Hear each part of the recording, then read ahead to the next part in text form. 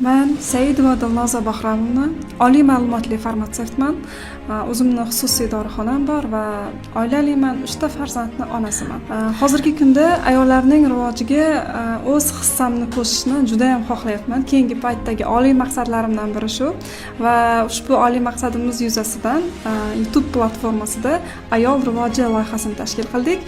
Biz bu loyihamiz orqali ayollarning eng avvalo tibbiy madaniyatini, undan keyin psixologik madaniyatini oshirishga o'z hissamizni qo'shishni niyat qilganmiz.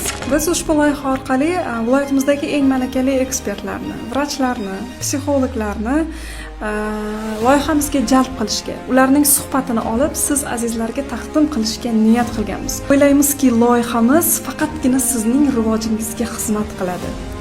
Bizni YouTube va Instagram platformalarida kuzatib boring va o'zingizni qiziqtirgan savollarni bizga yo'llang. Har bir savolingiz biz uchun qadrli. Bizni kuzatishda davom qiling.